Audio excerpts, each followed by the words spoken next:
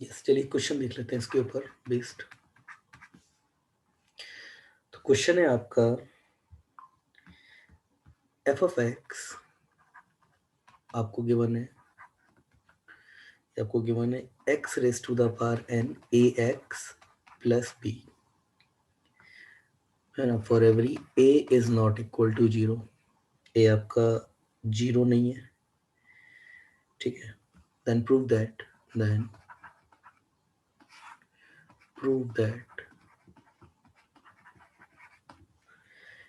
F of X equal to zero can not have not have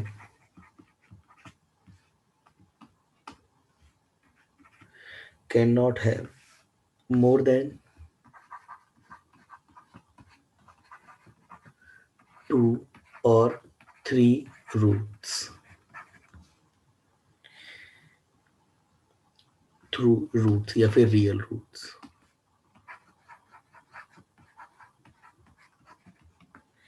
real roots according to n being even or odd, according to n being even और odd। अब देखिए, अगर ये question आपका MCQ के हिसाब से बनता ना, तो ये क्वेश्चन यहां तक तो देता आपको, then F X equal to zero has, अब ऑप्शन दे देता two root if N is even, three root if N is odd, इस तरीके से। तो क्वेश्चन कैसे करेंगे, अच्छा क्वेश्चन है ये। एफ डैश एक्स निकालिए आप, तो ये N X raise to the power N minus one plus A equal to zero. तो ये एफ डैश एक्स, ठीक है, इसने can not have more than, मतलब ये एटमोस्ट केस को कंसीडर करके चल रहा है कि मतलब भाई दो या तीन से ज्यादा तो नहीं हो सकते, कम से कम की बात करें तो जीरो रूट भी हो सकते हैं, ऐसा मानना है इसका। तो देख लेते हैं भाई क्या स्टेटमेंट सही है क्या। तो ये है मेरे पास N X raise to the power N minus one plus A, है ना, इसको इक्वल टू जीरो, जीरो तो कर दिया ना ऊपर। तो यहाँ से मेरे पास आएगा एक्स की power N minus one equal to minus A upon N, और x इक्वल टू मेरे पास आ जाएगा minus A upon N, one upon N minus one. अब पहला केस, अगर n जो है मेरा ऑड नंबर है, तो n माइनस वन मेरा इवन नंबर हो जाएगा। अब अगर n माइनस वन मेरा इवन नंबर है, अब a के ऊपर बात आती है, n तो देखिए नेचुरल नंबर है क्योंकि डिग्री है वो तो पॉलिनोमियल की।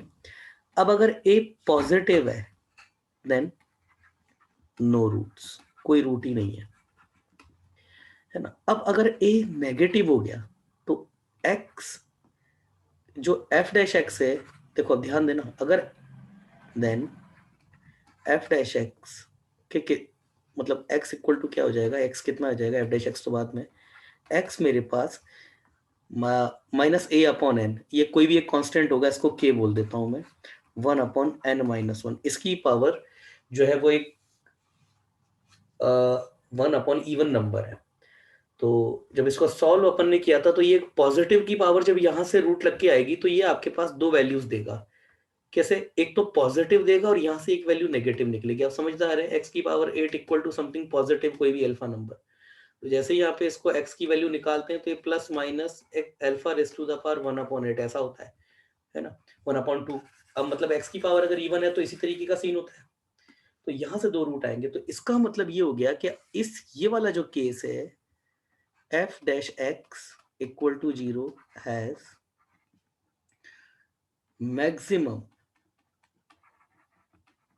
या फिर मैक्सिमम क्यों, एग्जैक्ट ही है यहाँ तो, exact two real and different root.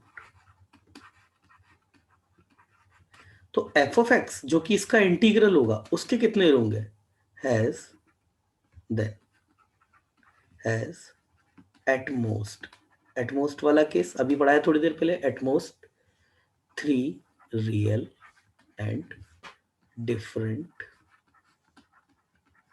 Roots, ज्यादा से ज्यादा यही हो सकता है बस इस केस में। अगला केस देखते हैं।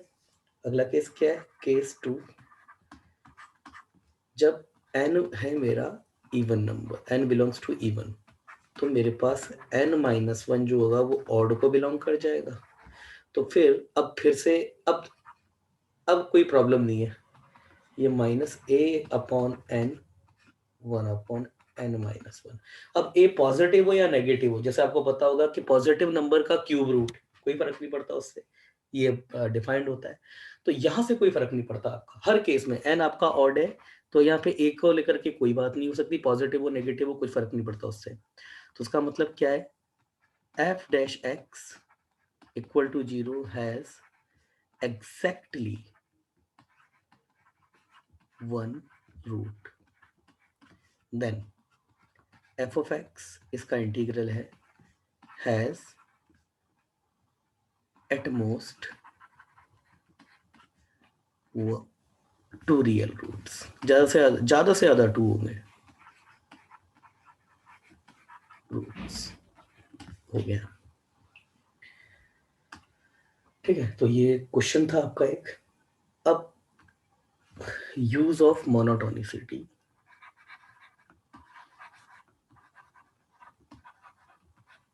Monotonicity to find the number of roots of cubic function. देखिए, क्वाड्रेटिक फंक्शन को सॉल्व करना बहुत आसान है, उसके लिए तो श्रीधराचार्य सर ने एक फॉर्मूला भी दिया हुआ है। वैसे वैसा ही एक कुछ फॉर्मूला क्यूबिक के लिए भी होता है, ऑफ कोर्स वो हमारे सिलेबस में नहीं है ना, तो उसके तो ऊपर क्वेश्चन आएंगे नहीं। मगर यहाँ पे मोनोटोनिसिटी का यूज करके ये पता लगाया जा सकता है कि क्यूबिक फंक्शन के कितने रूट रिपीटेड है, कितने रूट रियल है और कितने इमेजिनरी है ना। जाहिर सी बात है, क्यूबिक फंक्शन के सारे रूट इमेजिनरी नहीं हो सकते, क्योंकि इमेजिनरी रूट पेयर में होता है। तो ज्यादा से ज्यादा एक ही रूट, ज्यादा से ज्यादा तीनों रूट रियल हो सकते हैं, और कम से कम एक रूट रियल जरूर होगा। लेट एफ ऑफ एक्स आपके पास ये है A X cube plus B X square plus C X plus D, है ना। तो अब इसके ऊपर आपको देखना है कि इसके रूट्स के नेचर क्या है, रियल है, डिफरेंट है, तो कैसे इसको पता लगाया जा सकता है मोनोटोनिसिटी से। ये एफ डैश एक्स निकालता हूँ मैं, 3ax² प्लस 2bx प्लस सी। तो इसको मैं थोड़ा इजी करके लिख देता हूँ, तो alpha X square plus beta X plus C plus gamma. अब ये मेरे पास एक क्वाड्रेटिक इक्वेशन बन गई, और ये इसका डेरिवेटिव भी है। तो अब इन दोनों चीजों का यूज करके देखिए, इसका अगर मैं डिस्क्रिमिनेंट देखता हूँ, तो इसके डिस्क्रिमिनेंट पे भी 3 केस है। डिस्क्रिमिनेंट क्या होगा इसका, बीटा स्क्वायर -4 अल्फा गामा। तो केस वन क्या है, जब डिस्क्रिमिनेंट इसका हमेशा नेगेटिव है। तो अगर डिस्क्रिमिनेंट हमेशा नेगेटिव है, तो ये एफ डैश एक्स जो कि खुद एक क्वाड्रेटिक है, या तो इसका ग्राफ ऐसा होगा, है ना, या फिर इसका ग्राफ ऐसा ऊपर की तरफ होगा। ठीक है ना, यही तो होगा, यही तो केस बनेगा। तो इस केस में F of X equal to 0, पहले तो एफ ऑफ एक्स की बात करें। इस केस में एफ ऑफ एक्स जो है आपका इज अ मोनोटॉनिक फंक्शन। तो ये मोनोटॉनिक फंक्शन होगा, इंक्रीजिंग होगा डिक्रीजिंग हो इसके ऊपर है। अगर हमेशा नेगेटिव है डेरिवेटिव तो डिक्रीजिंग हो जाएगा, हमेशा पॉजिटिव है तो इंक्रीजिंग हो जाएगा। और ये किसके ऊपर डिपेंड करेगा, अल्फा के ऊपर। और अल्फा क्या है आपका 3a²। तो यहाँ पर जो डोमिनेटिंग फैक्टर है, डोमिनेटिंग पावर है, उसका जो कोफिशिएंट है उसके ऊपर डिपेंड करेगा, अगर डिस्क्रिमिनेंट आपका नेगेटिव आ जाता है तो, कि मोनोटोनिकली इंक्रीजिंग है या डिक्रीजिंग है ना। तो इस केस में एक ही रूट होगा। So F of X equal to 0 only have one real roots, और बाकी दोनों जो होंगे वो इमेजिनरी होंगे। ये केस 1 हो गया। अगला केस देखते हैं इसी का ही। अगर डिस्क्रिमिनेंट मेरा नेगेटिव और इक्वल टू 0 हो जाता है, तो इस केस में भी मेरे पास दो ही अलग अलग केस बनेंगे। क्या हो जाएगा, चेंज क्या आएगा ज्यादा से ज्यादा भाई, अभी भी या तो हमेशा क्वाड्रेटिक नेगेटिव होगी, ज्यादा से ज्यादा टच कर जाएगी, या तो ये सीन होगा, और ये नहीं हुआ तो ये सीन हो जाएगा, ये वाला। तो इस केस में क्या होगा, इस केस में आपका जो डेरिवेटिव एक बार जीरो हो रहा है ना, ये पॉइंट आपका, अगर मैं इसको k1 ले लूं, मतलब ये वाला पॉइंट k1, तो हम जानते हैं कि f dash x equal to zero और f at x equal to k1, इन दोनों केसेस में। मगर अगर हम यहाँ ध्यान से देखें ना, तो ये आपका रिपीटेड रूट है आपका, ये एक जाहिर सी बात है बेटा, ये आपका क्वाड्रेटिक फंक्शन है यहाँ पे। मैं इवन पावर्ड फंक्शन नहीं बोल रहा हूँ, क्वाड्रेटिक ही है। क्यूबिक का डिफरेंशिएशन करेंगे तो आपके पास क्वाड्रेटिक फंक्शन ही आएगा।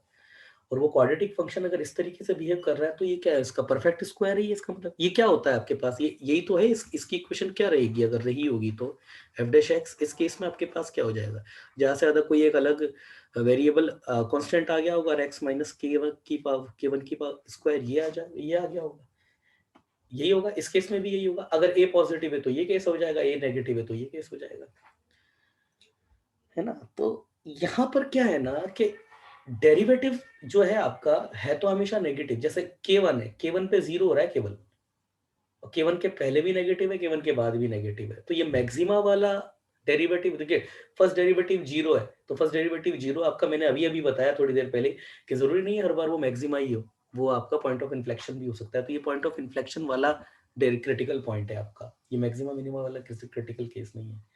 तो इस केस में भी ठीक है, ज्यादा से ज्यादा क्या होगा, एक बार पॉइंट ऑफ इन्फ्लेक्शन आ जाएगा किसी जगह पे, अभी भी आपके पास होंगे तो होगा तो एक ही रूट रियल आपका, इस केस में भी, है ना। वैसे यहाँ पर एक केस बन जाएगा, यहाँ पे क्या केस बनेगा, ये केस ये बनेगा आपका,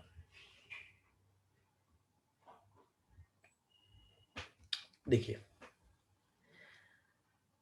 अभी अगर k1 जो है, k1 जो है, अगर आपका एफ ऑफ एक्स का भी रूट हो गया, मतलब जैसे यहाँ पर अगर देखिए आपके पास अगर k1 जो है, अगर मैंने k1 जो मेरे पास जहाँ पे मेरे ये इस वाले केस में discriminant lesser than equal to zero में, मुझे पता है कि ये परफेक्ट स्क्वायर आएगा मेरा ये इसका डेरिवेटिव, तो डेरिवेटिव का एक रूट k1 हो गया। अगर यही रूट k1 मेरा क्वाड्रेटिक फंक्शन का भी हो जाता है, तो इसका मतलब क्या हो गया कि एफ एक्स के तीनों रूट रिपीट कर गए।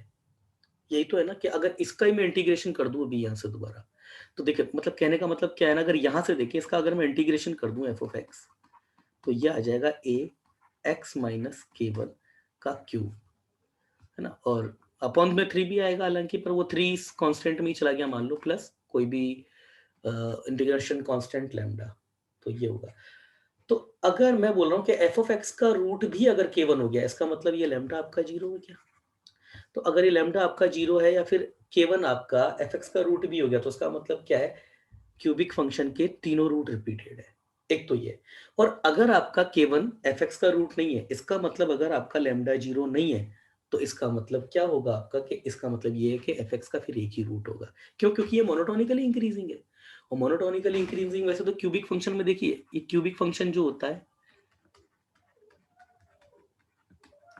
मैं आपको बता चुका हूं कि ये आपके पास प्लस इन्फिनिटी पर तो प्लस इन्फिनिटी पर जाता है, और नेगेटिव इन्फिनिटी पे जाता है, तो ये कम से कम एक बार तो एक्स एक्सेस को जरूर काटेगा। और वैसे भी इवन ऑड पावर्ड फंक्शन का कम से कम एक रूट रियल तो हमेशा होगा ही, सही है ना। तो ये स्पेशल केस है, अगर केवल इसको भी सेटिस्फाइड कर गया एफ एक्स को, तो फिर इसके तीनों रूट जो है वो रिपीटेड है ना। जैसे ये एफ डैश एक्स के, मैंने यहाँ पर वही वाले भी जो पुरानी वाली थ्योरम है वो भी लग जाएगी, कि एफ डैश एक्स के दो रूट रिपीट कर गए, तो एफ एक्स के ज्यादा से ज्यादा मतलब ज्यादा से ज्यादा तीन रूट रिपीट हो सकते हैं, है ना। तो वही वाला केस है ये वाला आपका। तो यहाँ पे मैं इस चीज को नोट डाल के लिख देता हूँ, समझ तो गए होंगे आप। तो यहाँ पे अब केस बनेगा, केस वन, इस वाले में भी if x equal to k1 is also a root of f of x equal to 0, then f of x equal to 0 has all three roots repeated. All three roots repeated.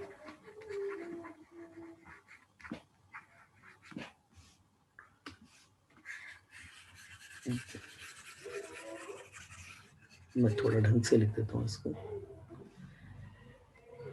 If f of x equal to 0 has a root x equal to k1, then f of x equal to 0 has all three roots repeated. है ना. और अगर नहीं है x equal to के root नहीं है तो अदरवाइज फिर क्यूबिक का एक रूट तो रियल होता ही है. f of x equal to 0 has only one real roots. One real. चलिए अगला देखते हैं. अब अगर इसका डिस्क्रिमिनेंट जो है ना वो पॉजिटिव हो जाए, पॉजिटिव हो जाए आपका डिस्क्रिमिनेंट, और डिस्क्रिमिनेंट अगर पॉजिटिव हो जाएगा तो एफ ऑफ एक्स जो होगा ना उसका एफ डैश एक्स, सॉरी, जिसको हम alpha X square plus beta X plus gamma लेके चले, उसका ग्राफ कुछ कुछ ये होगा. दो तरीके से, या तो ये या फिर ये. भाई रूट डिस्क्रिमिनेंट 0 पॉजिटिव होने का यही तो मतलब है. ये है k1, ये है k2. तो इसके लिए देख लेते हैं अगर ये वाला केस है. वैसे इसका जो केस बनेगा इसका भी वही केस बनेगा सिमिलरली. इस केस के लिए देखते हैं. तो k1 से पहले आपका डेरिवेटिव पॉजिटिव है और k1 के बाद डेरिवेटिव नेगेटिव है. इसका मतलब k1 से पहले इंक्रीजिंग है, k1 के बाद डिक्रीजिंग है. तो ये k1 पे आएगा मैक्सिमम, है ना. और फिर k1 से k2 से पहले नेगेटिव है डेरिवेटिव, तो इसका मतलब ये डिक्रीजिंग है, और k2 के बाद ये पॉजिटिव है. तो ये तो है आपका k1 और ये है आपका पॉइंट k2, है ना. ये आपका fx का कुछ ग्राफ रहेगा. अब fx के कितने रूट होंगे ये डिपेंड करेगा x एक्सिस की लोकेशन पे. अगर x एक्सिस जो है अगर ये ऊपर से चली गई ऐसे तो एक ही रूट होंगे, है ना. सिमिलरली अगर x एक्सिस ऐसे नीचे से भी चली गई तो भी एक ही रूट होगा. अगर x एक्सिस ये इसको ऐसे टच करके जाती है तो क्या होगा, एक डिफरेंट और दो रिपीटेड होंगे. अगर x एक्सिस इसको ऐसे ही टच करके जाती है ऐसे, तो भी आपके तीन, मतलब एक डिफरेंट और दो रिपीटेड होंगे. और ये वाला है अकेला केस, यहाँ पे तीनों रूट आपके अलग अलग हो जाएंगे. तो ये है आपका x1,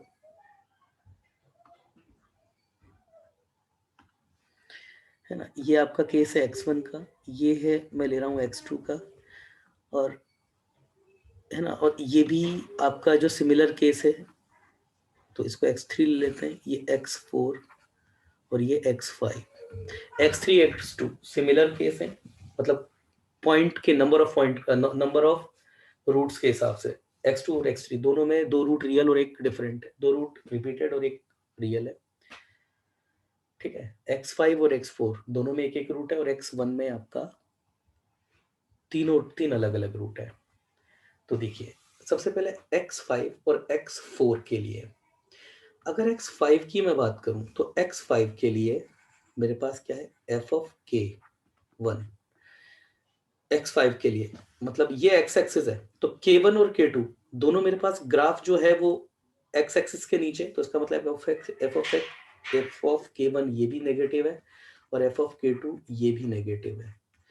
सिमिलरली अगर मैं x4 की बात करूं तो x4 के लिए ये x5 के लिए था ना, और x4 के लिए मेरे पास क्या है, f ऑफ k1 ये भी पॉजिटिव है और एफ ऑफ के टू ये भी मेरे पास पॉजिटिव है।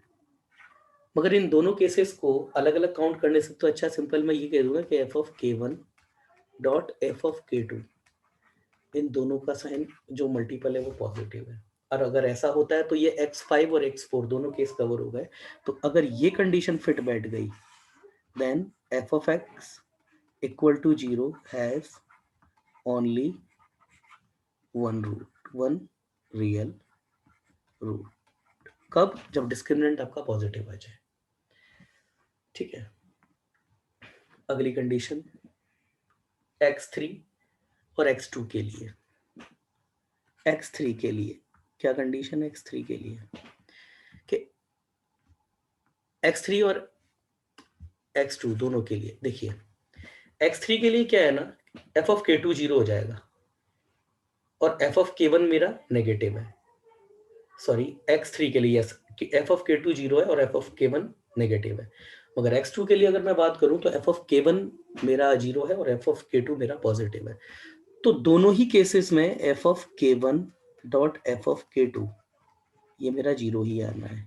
तो ये में अगर हो जाता है तो मेरे पास क्या है, F of X equal to zero has two roots repeated